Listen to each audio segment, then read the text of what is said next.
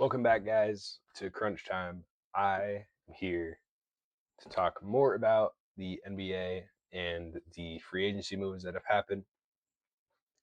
But first, I want to say I'm going to be going on vacation, so the Monday's episode will not be pre-recorded, but there's only going to be two episodes, both Wednesdays after that.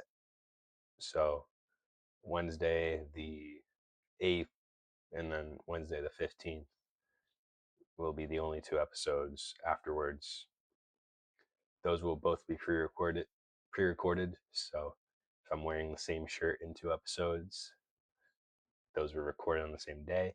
If I don't talk about a big move, that's because they were pre-recorded. I will do my best to try to keep as up to date as I can because I'm not pre-recording. I'm only pre-recording one today, and then the next one will be Monday. So hopefully I can talk about that stuff. But just wanted to give notice if I don't talk about something. That's why.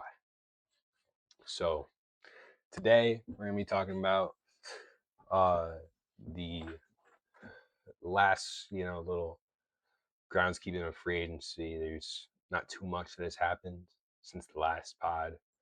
Not really anything like super drastic, anyways.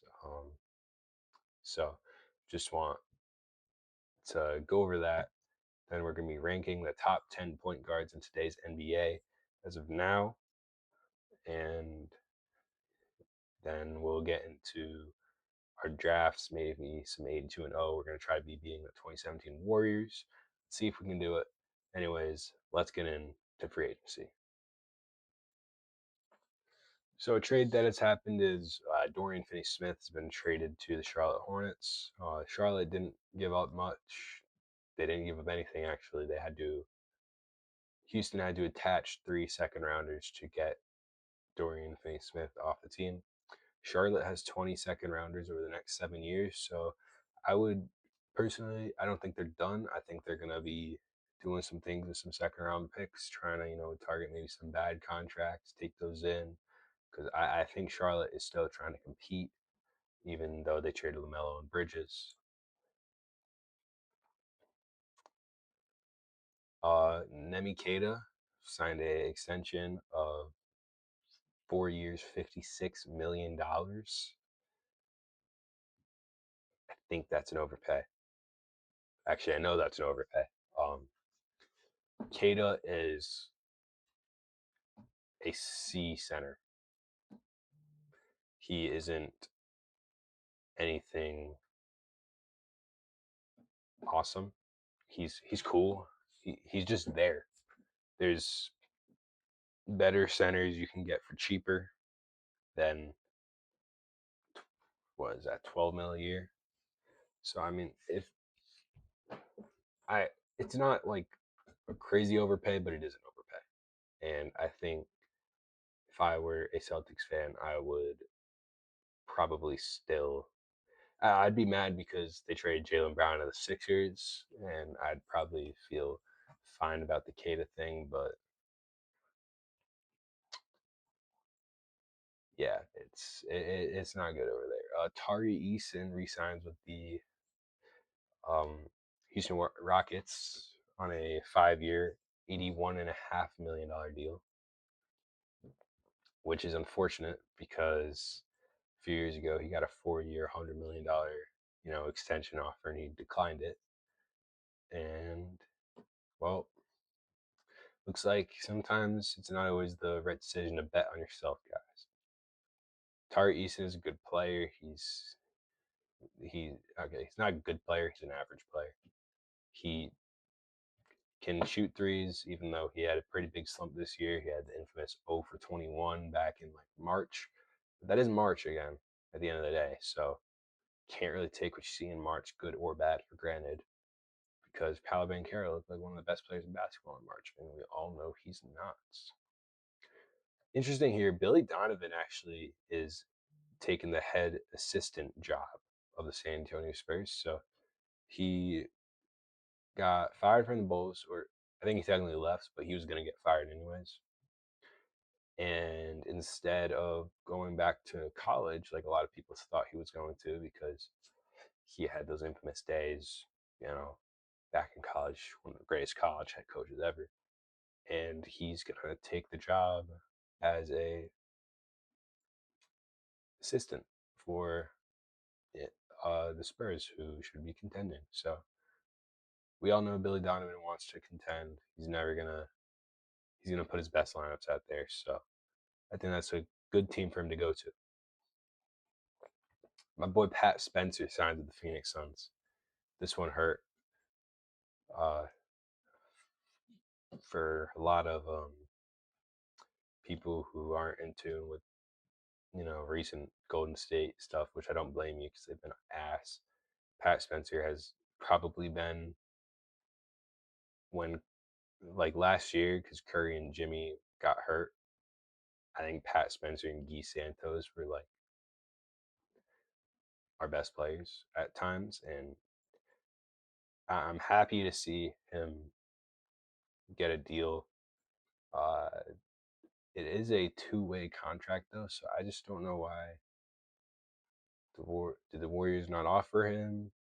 The Warriors also missed out on Anthony Simons, which we'll get to in a second. But I'm confused. Like, what are we doing? It feels like we don't have process. Tyus Jones actually signed with the Denver Nuggets.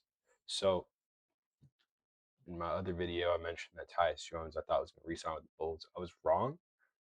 So he's going to a 1 year deal to the Nuggets.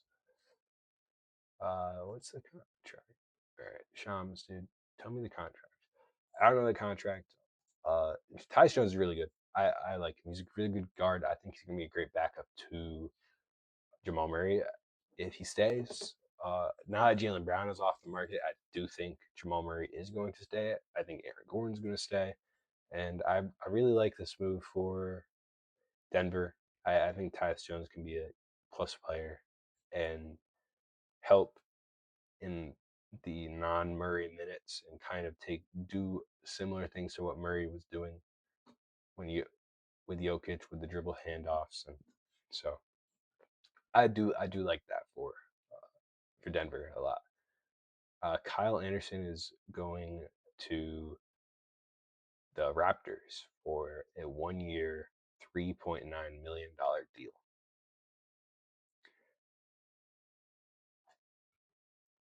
I don't think this is needed.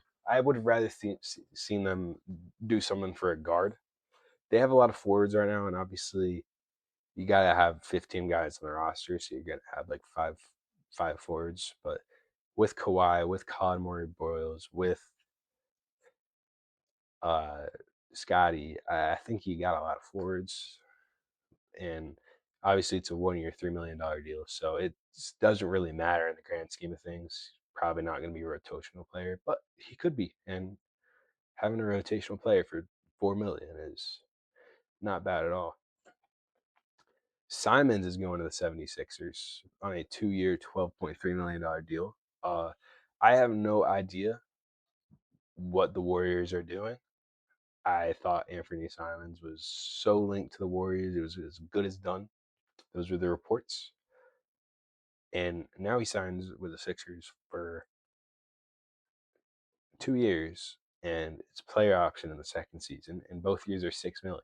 So I I don't understand. We couldn't pay him that. I think he's a good player. Marvin Bagley actually signs with the Denver Nuggets, and I think that's a great move for Denver. So along with Tyus Jones, he's obviously going to be the backup center because of Jokic, but I believe in Marvin Bagley, and I had a conversation with my buddy, and we both believe that he could be a fringe starter, good role playing center. And obviously, that's not what you want out of a former number 2 overall pick, but that was that's the Kings' problem. That's not the Nuggets' problem. The Nuggets are, hey, you get a 1 year deal with us, and maybe you can show some things behind Jokic, and everyone knows that his stats are going to be behind Jokic. So teams next year might give him a bigger deal because they're like, oh, well, you averaged 8.5, 6 and 2 with a block. Maybe those stats can almost double if you're playing starter minutes. So good for him. I like that move for Denver. I think will be pretty good there. And yeah, that is all the moves that have happened since the last podcast. So we'll get into the top 10 point guards rankings now. All right, so now we're going to talk about the top 10 point guards for next season exclusively. So this is going to have projection, and this is going to have results based on last year. But spoiler alert, 2 of these guards didn't play out last year. So yeah.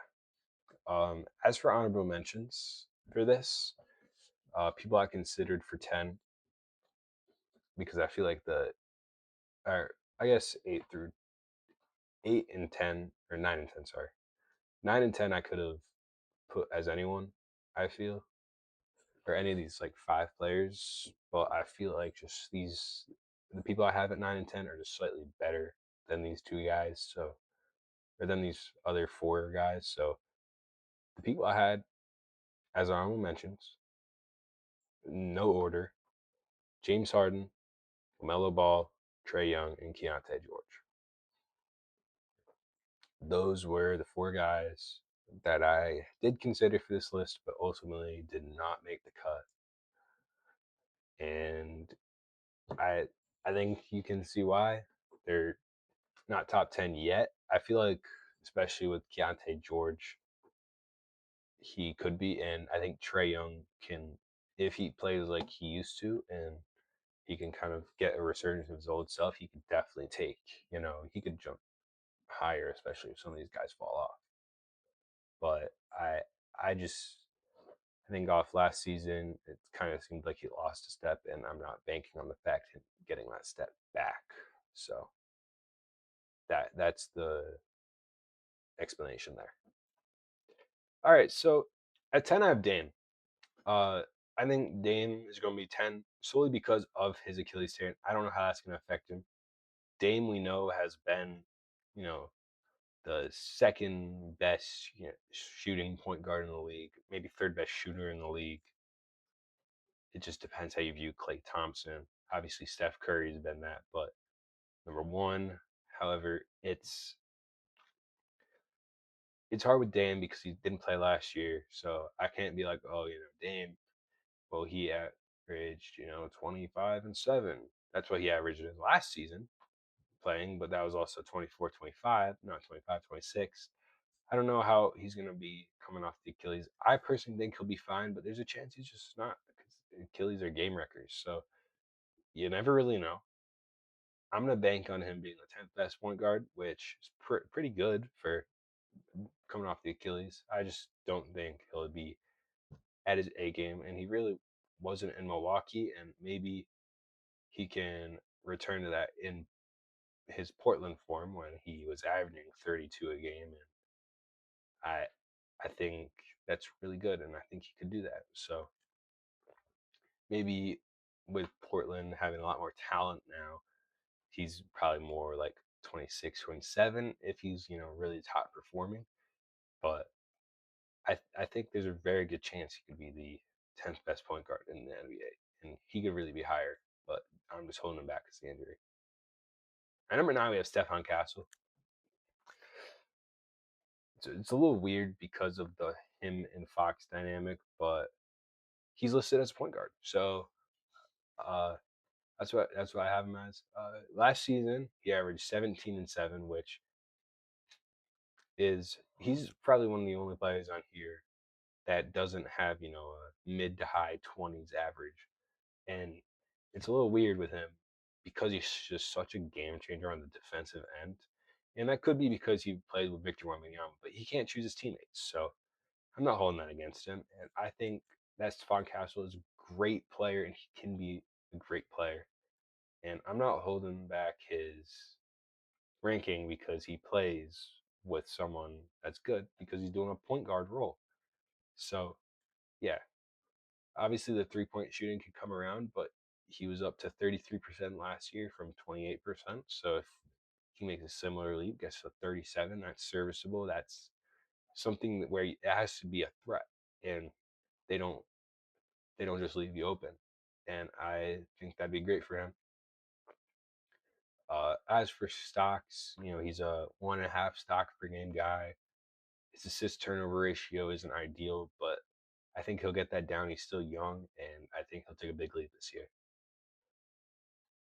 At number 8, we have Jamal Murray. So Jamal Murray last year had a career year in the regular season. Obviously, his playoffs wasn't very good, but neither was the Nuggets as a whole. And I'm not gonna really tick Jokic for that when I get to ranking him. So I'm not gonna tick Jamal Murray, especially when he had such a good year. And you could argue him higher here, but the point there's so many good point guards in the league. I think this is probably the most stacked position in basketball. So he averaged 25 and 7 last year, and I think he can easily replicate that again, and he could be higher on this list. But like I said, it's just a stacked position, and you'll see why in a second. Because at 7, we have the person who was third in the NBA in scoring, in Tyrese Maxey. He averaged 28 and 7, so obviously average and everything. But I'm holding him here because in the playoffs he was a different beast, and although he did get swept by the Knicks, he helped lead a 3-1 comeback, and even though he did have the help of Joel Embiid, I think he was very much so one of the best players in that run. And I also think that this year his stats will take a hit. Maybe his assist numbers will go up.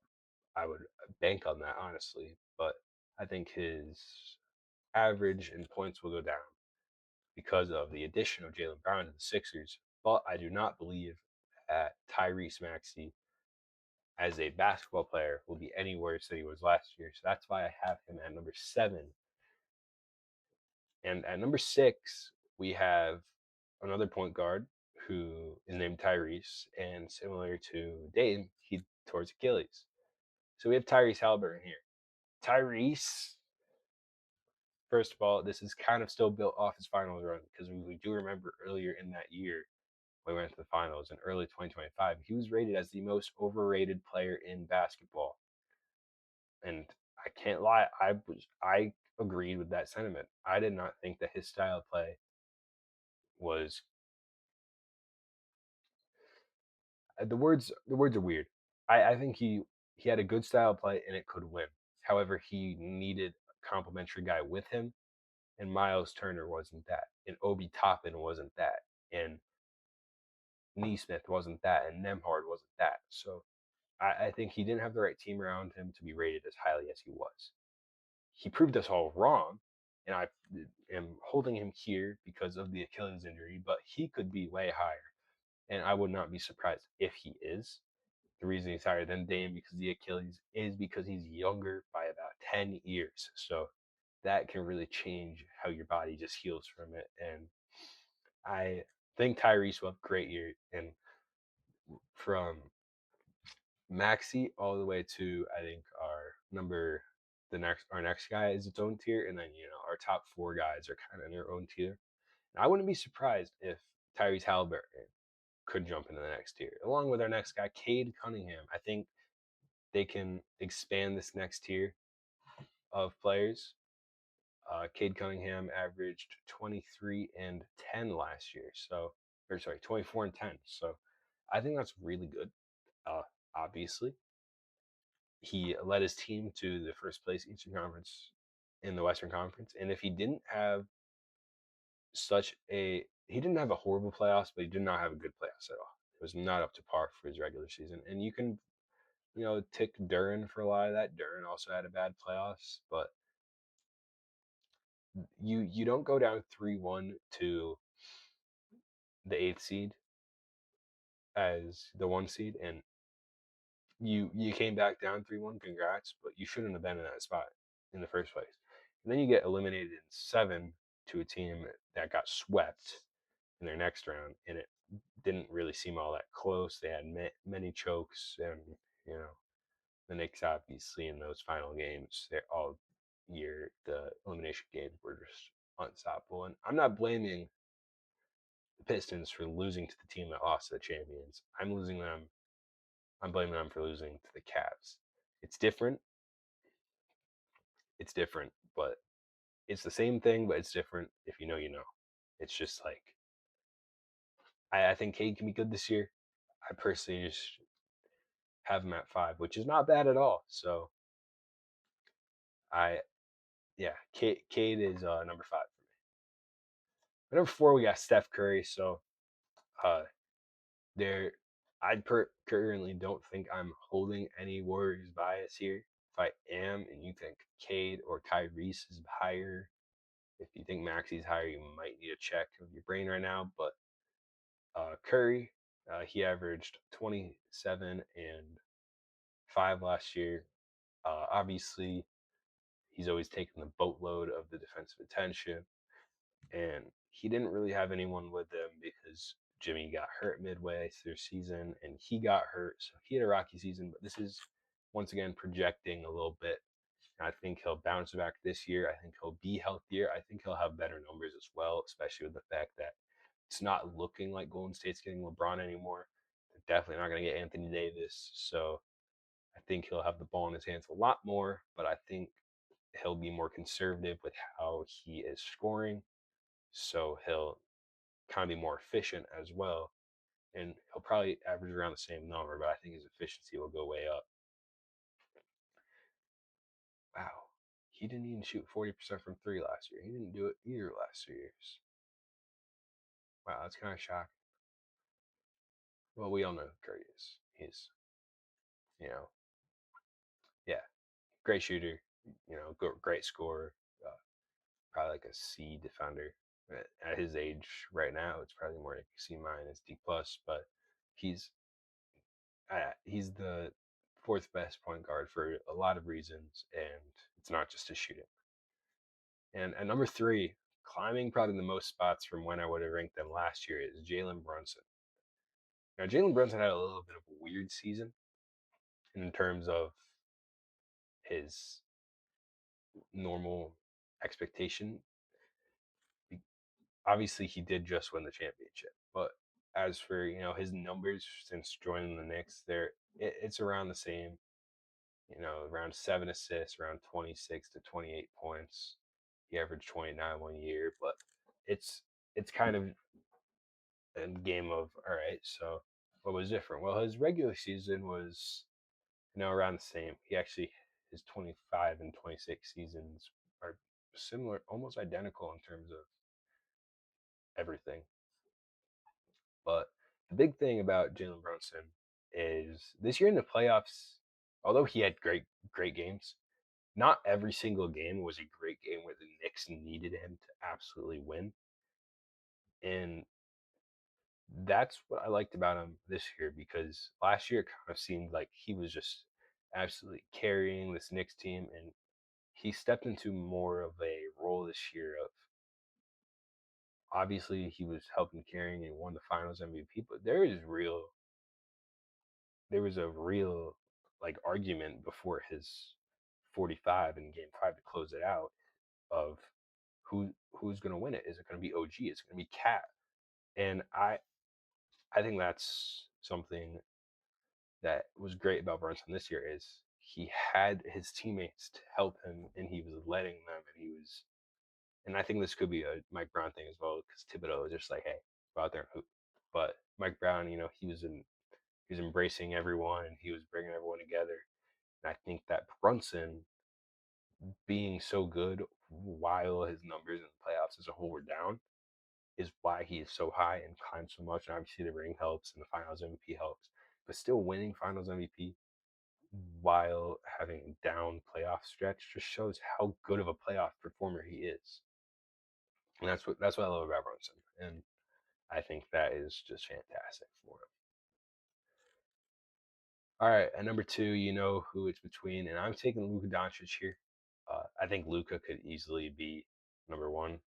It's just you kind of got to give it to the guy who like was in the playoffs and led his team to the Western Conference Finals, took him to the one seed, and Shea. But Luka led the league in scoring, led the league in free throw attempts, led the league in 3-point attempts, led the league in field goal attempts. What didn't he lead the league in? Well, a bit of things actually, but he averaged 34, 8, and 8. Stats wise, he was probably the best player in the league last year. Obviously, there's a little bit more to this than stats, but I would definitely choose him to win MVP this year, especially with LeBron gone. He was kind of looking like a surefire, like, oh, he's the MVP. And that didn't happen because of his injury. And he did still qualify, but there's a few things. But I think this year, if he can carry the Lakers to a top 4 seed, I think he can easily win the MVP. And he could take the number one spot because I probably would have had him number one last, like, maybe not last year, but the years prior. I definitely would have had him number one. And I think Luka should have won the MVP in 24. And I also think he'll be great this year. There's not much to say. Luka is a great player. But another reason why he's not number one is his defense. And someone who can play defense is Shea. So Shea's going to be the number one here. He averaged 31, 7, and 5. So the numbers aren't as great as Luka's, but obviously won the MVP. He was the clutch player of the year, which I didn't even know. But I'm looking at that now. He was the clutch player of the year, and he all around had a better season. He was better. His team was better. Everything was better. And obviously, the players on his team were better than Luka's. And Luka obviously didn't play in the playoffs because he was hurt. But I think Shea can definitely keep his throne for this year. But if someone were to take it, if Brunson were to keep, making the leap, if Curry were to take it back, if Luka were to take it back, I think this position is more up for grabs than any other position in the league. And that's kind of all I have to say on that. And those were my top 10 player rankings for the 2027 NBA season, top 10 point guards. Well, DeAndre Ayton is no longer a Laker. I was just in between segments and I realized, well, he's been traded. So Los Angeles Lakers are trading DeAndre Ayton to the Washington Wizards in exchange for Jaden Hardy, 2 Wizards second round picks in 2031 and 2032. Let's think about this. I am a little bit confused. I think a reason why they wanted to trade Ayton is he probably wasn't okay with playing backup center. Obviously, Ayton is not skilled enough to play starter, but Alex Sarr and Anthony Davis kind of clogging up that front court there, and I'm not really sure why the Wizards would have traded him or traded for him. I mean, it was just Jaden Hardy and 2 second round picks, so it's not like they gave up anything really for him. But I can't really wrap my head around it. But all in all, I don't think it's a needle mover in the NBA. I think DeAndre Ayton, his career might literally be done after this year because you go to the Wizards and if you don't perform there, just don't let Bam score 83. You might continue, but yeah, Ayton, he's a very sorry person. I'm kind of out on Ayton as a whole. He's not really. I don't. If you're not out on Ayton, I don't know what you could be in on with him, except for like his size. But yeah, that's kind of it. As long as he gets a good usage of the ball, I guess but he doesn't really. I don't know how he's going to get that in Washington. They kind of have a lot of players there, and if they're, I don't know. I kind of like Washington this year. I like how they look. But yeah, Ayton is a wizard. All right, let's do the draft now. As I mentioned last video, we're going to be trying to beat the 2017 Warriors because I think our team last time beat the 1996 Bulls. So we're going to go to the next greatest team ever. Remember, this team is specifically to beat this team, so we're going to make it organized to beat this team. So we're going to need a good defensive point guard and a good defensive forward. That's a good defensive guard. So we're going to guard Stephen, KD. Uh, Bogut is obviously the weak point of that team, and then Clay and Draymond are on there. We're not going to draft a bench or anything. We're just going to draft starting five and coach. And here we go. All right, let's see what our first team is. Okay, the New Orleans Pelicans. There's definitely some players here. But let's get a year. Echo. Give me a number between 0 and 26. Here's a number between 0 and 26. It's 15. Okay, we're gonna get 2015 Anthony Davis, 15 AD here. I think that's great. If I had to pick, probably one of the top 10 picks I picked there. Fuck. All right. Maybe I guess we could get someone from we can get Cade or something. Duran, Chauncey, Rip. Echo. Give me a number between 0 and 26. Here's a number between 0 and 26. It's 23. I'm going to go Cade Cunningham. 2023 Cade Cunningham. So we have 2023 Cade Cunningham at R1 and 2015 AD at R2. No, not R2, R4.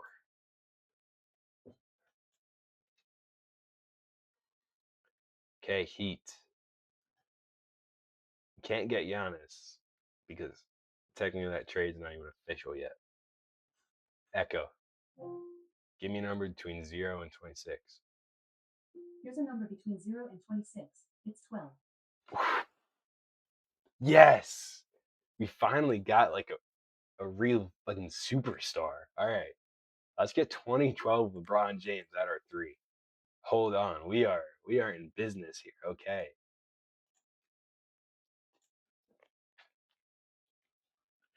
First trying the Warriors, dude. Okay. Who I want here? Guess I could put Kate at 2, Dame at the 1. Guess we get this year out. I'd do clean. Probably want a 5. Maybe get LaMarcus Aldridge or something.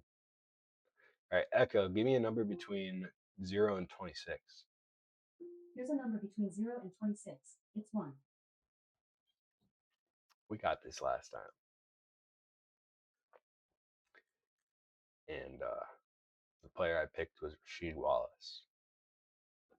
And I think I'm going to have to pick him again because he was the best player on that team. So Rasheed Wallace, welcome to the team. We're going to play the 4. We're going to move AD to the 5. We're going to keep LeBron at the 3. We need a 2 guard here. We need a 2, man. We need a 2. We need a good 2. Okay. If we can get Luka, I will take that. Do I want Luka? Fuck. All right, let's not think about it. Let's just get the team, and I can look at their team if I need to. Echo, give me a number between 0 and 26. Here's a number between 0 and 26. It's 26. Oh my god.